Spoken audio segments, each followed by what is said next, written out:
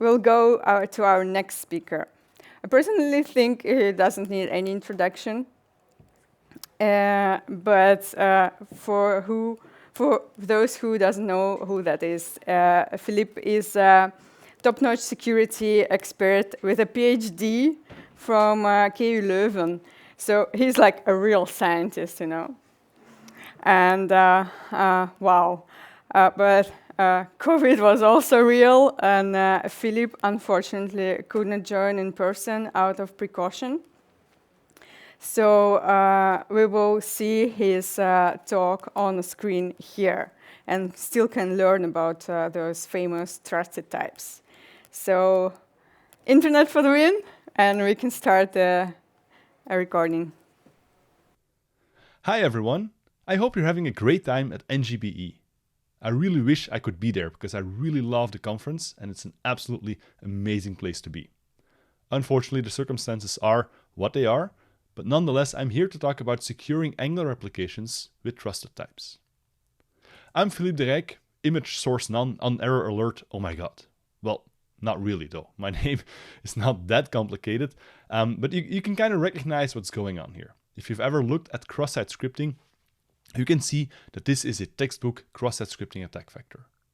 If I, as a user of an application, can change my name to this, and if somebody else sees that name, in a web application it can look something like that. The browser will pick up that image tag, the browser will try to load that image, source none, an image that doesn't exist, and instead the browser executes that on-error event handler. And that's cross-site scripting. Popping up an alert dialog is not really that dangerous though. I mean, it's annoying, but that's about it. However, once you have a cross-site scripting vulnerability that can pop up an alert on the victim's machine, the attacker can do whatever they want. Cross-site scripting is really dangerous and it gives the attacker the control over the application. They can change the page, they can prompt the user for information, they can present a fake login form, send requests to a backend, steal data from the browser, and so on and so on. Just to give you a couple of examples of how serious cross-site scripting is, here's a child monitoring application with XSS vulnerabilities that could result in leaking the location of your child, which is kind of counterintuitive if you're using a child monitoring application for security, that it leaks the location of your kids. So yeah, that's problem number one. At Facebook, they also know what cross-site scripting means. Here's an example of a DOM-based cross-site scripting vulnerability at Facebook, which cost them $25,000 in bug bounty awards. And that's not the only vulnerability. There's plenty of other stories. Here's one from Oculus, also a Facebook product, which resulted in a Facebook account takeover because of cross-site scripting. And to show you how important it really is, that $30,000 bug bounty definitely tells a big story. Cross-site scripting is absolutely dangerous, and we need to stop cross-site scripting attacks from happening in our applications. The good news is, in this talk, I'm going to talk about trusted types and how trusted types has the ability to eradicate DOM-based cross-site scripting vulnerabilities in your applications. That's a big promise. I'm going to fulfill that promise, and by the end of this session, you'll know what trusted types can do for you and how to use that in your Angular applications. Before we do that, a small word about myself. I am Philippe De Ryck and I'm from Belgium, and usually I am at NGBE as one of the speakers on security. That's what I do. I help developers with security. I do that with in-depth on-site training on security practices in Angular applications and so on, but I also do online courses and security consulting on advanced topics such as API security, OAuth, and OpenID Connect. I run my own company called Pragmatic Web Security, and I'm also a Google developer expert and an Auth0 Ambassador, which are recognitions from these companies with their DevRel programs for people contributing to the community with conference talks like this one. But enough about me, and let's talk about this guy, Philippe De Ryck, image source none. What happens when we put this data into the page using an Angular template? That's a good question, right? Well, in this case, Angular will use the double curly braces to data bind, to bind this variable into the page, and Angular is going to automatically escape that value. Angular knows what's going on here. Angular knows, like, hold on, you're going to put data inside an HTML element. We should make sure that the browser doesn't get confused about any of that. So you know what? I'm going to auto-escape that data. If there is a dangerous character in there, like the open bracket for the image tag, we're going to translate that to &LT semicolon, because that will tell the browser, show me that a character instead of interpret that as a code character. That's essentially how we protect against cross-site scripting in applications, and that's an awesome defense. However, that doesn't work very well if you want to render HTML. What if we want to allow the user to render a pretty document like this CK editor document? If we escape that, well, or if Angular escapes that, we would see all the HTML elements, but we wouldn't see the nicely rendered HTML. So that wouldn't make us very happy. That's why Angular has an inner HTML attribute we can use to bind HTML into the page. And that inner HTML is between square brackets, and that means something. Those square brackets mean that it's an Angular property that we're using, not the browser's inner HTML property that is part of the DOM APIs. And that's really important because that property is sanitized before the data ends up in the DOM. So basically Angular will take that data, will be like, we'll see if this is safe. It analyzes the data, it removes things for which it knows that are unsafe, or it only keeps the things it knows are safe, and puts the rest into the page. And that process is called sanitization. And if you look at what's happening under the hood, it looks something like this. We have our application code on top, and we have the browser at the bottom. And our data goes through our Angular application, which applies escaping when you use data binding or sanitization when you use inner HTML. And once that is done, that data ends up in the page, usually through a dangerous sink such as inner HTML. And that sink will call the HTML parser, which will in turn process the data and render our CK editor document. That's pretty awesome. So far, so good. However, what happens if there's a code pad in your application that sidesteps that escaping or sanitization step? Well, in that case, that code pad reaches the dangerous sink, which will trigger the HTML parser, which will find a payload in there, image source none, on error do something, pick up the JavaScript code, throw it over to the JavaScript engine, which will parse and interpret the JavaScript and execute that code in your application context. That's essentially how a DOM-based cross-site scripting attack works in practice. Now, why would such a code pad exist? Like, why on earth would you bind something into the page without going through Angular Sanitizer? Does that even happen in practice? Well, I wish I could say no, not at all, but unfortunately that's not the case. This actually does happen in practice. And there's a few common ways in which this can happen. The first one is bypass security trust HTML. That's a legitimate Angular function which does exactly what you think it does. It bypasses the security mechanism of Angular. So if you use this function on a piece of untrusted data, you're basically marking it as safe, telling Angular, when you put this in the page, don't touch it, it's going to be fine. Which in this case, it really isn't. So this is a cross-site scripting vulnerability in your application. This function is intended to be used on either static code snippets or on code snippets that you know are safe to begin with. Not on data like this. That doesn't sound too bad, right? Well, it doesn't, but that's not all. There's a second way that you can sidestep Angular, and that's by leaving the Angular environment. You can do that by using native DOM elements through element ref. And this piece of code should scare you. Whenever you use an element ref, you should be absolutely scared. Because what you're doing is you're basically reaching out of Angular's safe environment and you're going out into the wild nature of JavaScript applications running in the browser. It's absolutely bonkers security-wise to do that. What does this allow you to do? Well, once you have that element, you can grab the native DOM element by calling native element on that element ref, and that gives you raw access to the DOM APIs. That now means you can call inner HTML, which you shouldn't do, directly with any value. And that means if you do that, you have a massive cross-site scripting vulnerability in your application. And the worst of this example is that Angular, which has done all they can to protect you, can't cover this because you're outside of the Angular environment. Absolutely horrible piece of code. Never ever do this. There's a second way this can happen as well. You can use the renderer2 API in Angular to set that inner HTML property on that div element.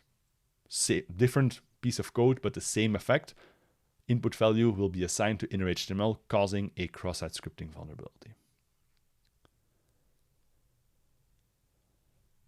So the first takeaway here. The first takeaway is that cross-site scripting in Angular is difficult, but not impossible. Angular does a whole lot of things to help you prevent cross-site scripting vulnerabilities in your applications, but there are still ways that they can occur. It's not a given that your Angular application is free of XSS, and that brings us to trusted types. What is trusted types and how can it help you protect your applications? Back to our overview example here. How do we enable trusted types? That's step one. Well, you enable trusted types by setting a content security policy. Content security policy is this elaborate security policy with a whole bunch of features, and this feature enables trusted types specifically. You send that as a response header on your index.html when you load or bootstrap your Angular application. Once that is set, the browser will change its internal behavior. The browser will observe this policy and be like, trusted types, eh? I'm going to respond by making my sinks trusted type sinks. No more dangerous sinks, but trusted type sinks. And what does that mean? That means whenever you assign something to inner HTML in the DOM, and that something is not a trusted type but text, if you assign data to that inner HTML sink, the browser will simply refuse to honor that. The browser will be like, absolutely not. I am not going to do that. That's not a trusted type, that's text. Text-based assignments to an HTML sink that will trigger the parser are dangerous. I do not want to do that anymore. That's the effect of trusted types. Trusted types comes from Google. It's a Google technology that has been used internally for a while, and that actually works quite well. And they came up with that because they noticed that their static analysis pipeline, where they analyzed the code for these potential vulnerabilities, couldn't catch them all. In fact, it missed quite a few of them, and with trusted types, they can catch at least 61% of these missed vulnerabilities. So by strengthening the platform in the browser, changing the browser behavior, they can catch these DOM-based XSS vulnerabilities and effectively fix them or avoid them. That's pretty awesome, if you ask me. One important side note is that trusted types only applies on text-based assignments to a dangerous sink. Because text-based assignments can contain untrusted data which can be transformed into code, and that's potentially dangerous. If you create DOM elements directly using the DOM APIs, trusted types doesn't even apply. Because there's no parsing going on. This is the by design way to create elements. We call the create element API, we set an attribute, we set the text content, and we insert it into the page. This does not trigger the browser's HTML parser, it simply tells the browser what to do, and that is considered to be safe code. This does not allow the attacker to provide malicious data like a name and transform that into executable code. That's impossible with this code example. And that's also an observation that Google made. So here's a second snippet of the Trusted Types report that was released a while back. And that snippet says like, yeah, in 75% of cases, when Trusted Types throws an error, we can actually fix the application to write or to create elements in a cleaner way. We can use proper DOM APIs. Awesome. And by applying Trusted Types, they keep monitoring the applications for vulnerabilities, of course. And by applying Trusted Types, they have discovered 0 additional DOM-based XSS vulnerabilities. So when they apply Trusted Types, it really works well to avoid DOM-based XSS. That's the power of Trusted Types.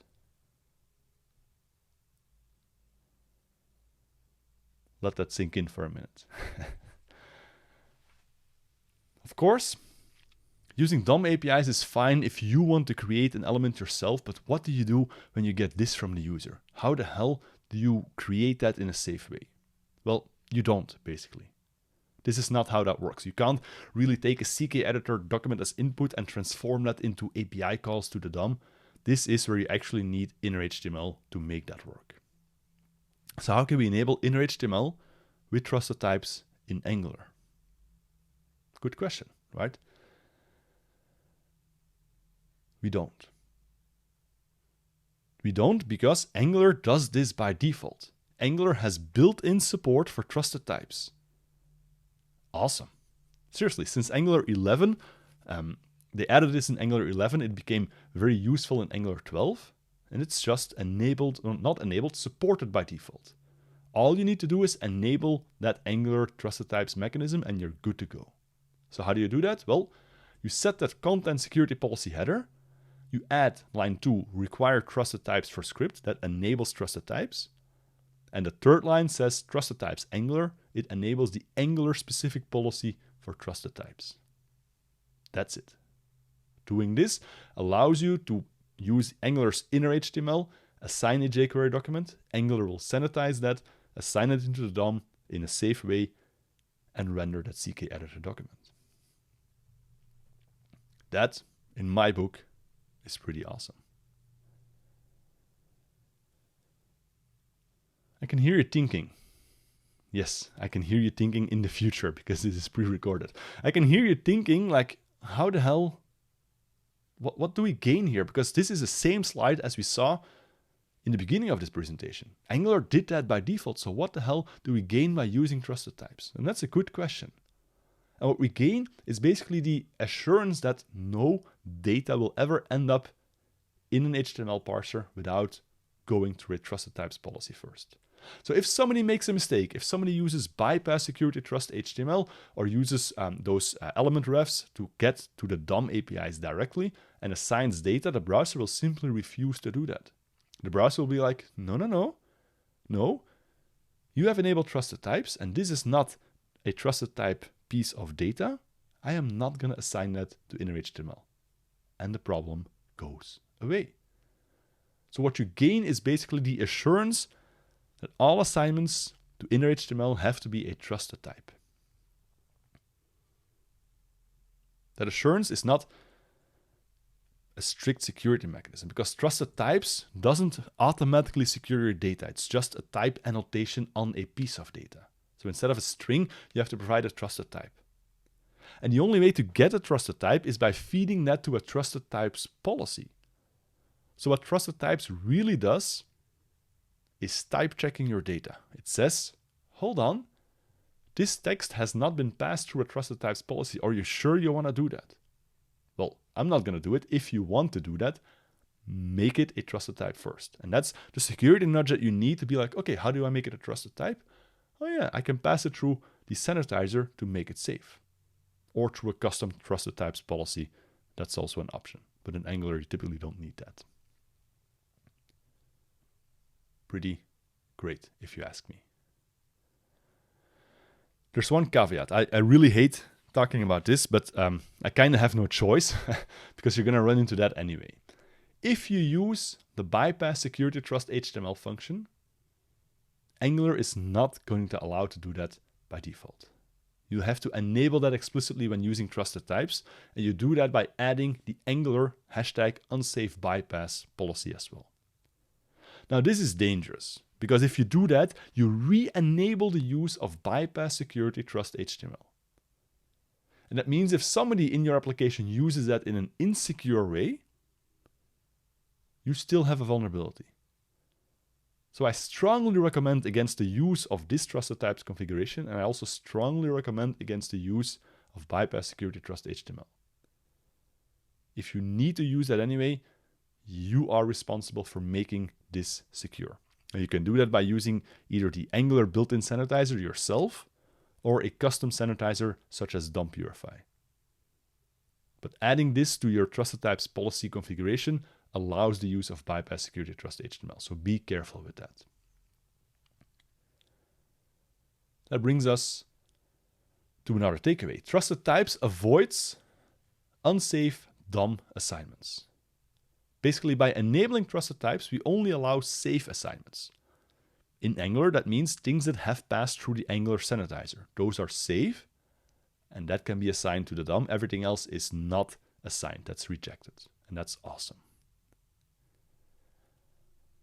You can hear it thinking like, wow, Philippe got us all hyped up about trusted types, so how can we start using that? Do browsers support that? Well, not really. As in Chrome supports it and the Chromium-based browsers, but not Firefox or Safari. And I'm sure you're now looking like a sad panda, like, oh, wow, I really wanted to use that, but it doesn't seem very useful. But that's not necessarily true. Let's make that a happy panda or a high panda, depends on how you look at the image. By the way, I was totally committed to the sad panda image, and I tried to find a happy panda image, but apparently pandas are never happy. There's literally no image of a happy panda, so I had to revert to PowerPoint's smiley face, which looks absolutely high if you ask me, but that's a different story. No wonder it's happy if it's high, but sure. Back to trusted types here. Sorry for the interruption. Back to trusted types. So why doesn't it matter that Firefox doesn't support that? Doesn't that screw over Firefox users? Well, on one hand, yes, but in reality, probably not. Let's take a look at an example here.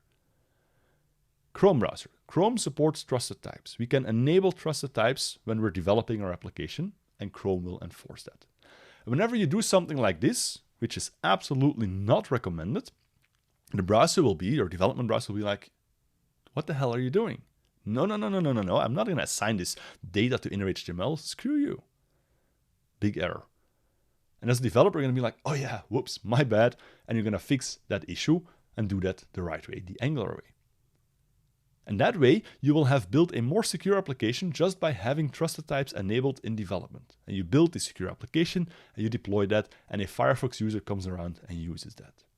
And your Firefox user sees, well, Firefox sees that trusted types policy if you deploy that in production, and it's like, I don't know what that means. I'll just ignore that. However, the application itself has code like this because you fixed that in development, and that means that your application is secure. So even Firefox users, or Safari users for that matter, benefit from having trusted types enabled in development mode or in production for Chrome. And that's absolutely awesome. And by the way, you can take it a step further. If you really want trusted types in enforcement mode in your application, you can use polyfills for non-supporting browsers. There's a polyfill to enable the trusted types API, and there's a polyfill to enable enforcement mode specifically as well. In general, trusted types improves the security of your code. Trusted types makes your entire application more secure, which benefits all of your users.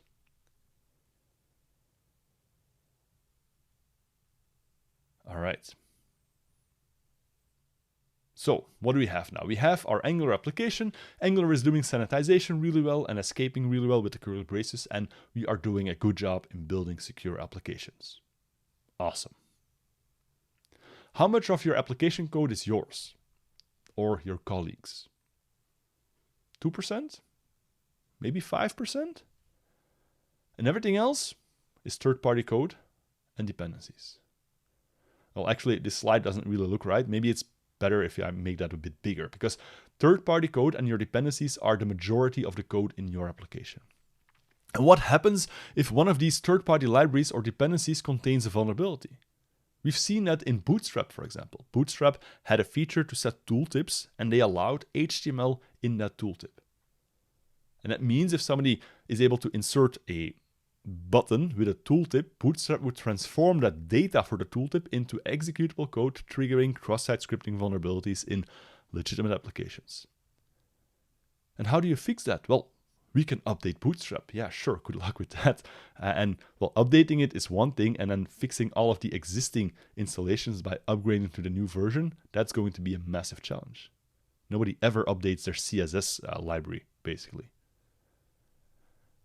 However, and this is pretty awesome, trusted types can help here. Trusted types changes the behavior of the browser. That's why I have that line in the middle of my slide to separate the application and the browser. Because with trusted types, when Bootstrap tries to assign a tooltip with HTML with inner HTML, the browser is like, yeah, no. Nice try, Bootstrap, but no, go away. Thank you very much. And that protects our application even when a vulnerability exists in third-party code. It also breaks stuff. That's the price we have to pay here. It will break the application because Bootstrap cannot assign that tooltip. But I have an answer on that as well. Trusted types can be used in a default mode. You can specify a default trusted types policy, as you can see on line 5 in the bottom code snippet. That default policy is what the browser applies whenever you assign a string-based value to inner HTML. Whenever you assign a piece of text to inner HTML, the browser will be like, hold on, that doesn't look right. Like, oh, I have a default policy. Okay, let's feed that through the create HTML function, which takes unsafe data as input and returns safe data as output. or at least that is what it's supposed to do. The browser feeds it through there, gets the safe data as output, and assigns that safe data into the DOM. And this piece of code would allow you to fix insecure behavior in bootstrap.js in this case. Absolutely, really powerful. Of course, doing something like this requires support for trusted types. So that means in practice, if you want to use that default policy in production, you'll have to rely on browsers supporting trusted types, or you have to load the polyfill yourself. And that brings us to the most important takeaway of this presentation. Trusted types is a browser-level security measure. It changes the way the browser behaves, covering your code and other code running in your environment, third-party code and dependencies. And that is what makes trusted types really powerful. If you want to know a bit more about trusted types and look at some examples, here's a page from Google by the author of Trusted Types, Christoph Kadowitz, detailing a couple of these scenarios in a lot more useful way to get your hands dirty with trusted types. My advice is to get started with trusted types, even only in development, because it's going to result in better and more secure applications. All right. If you want to learn more about security, I have some online security courses as well that you might want to check out. There's one on React security, maybe not relevant for you, but also about API security and OAuth and OpenID Connect. And with that, I want to thank you for being here. Thank you for listening to me talk. I hope this was useful to help you secure your applications. And if you have any questions about this, feel free to reach out to me on social media and enjoy the rest of the conference, basically.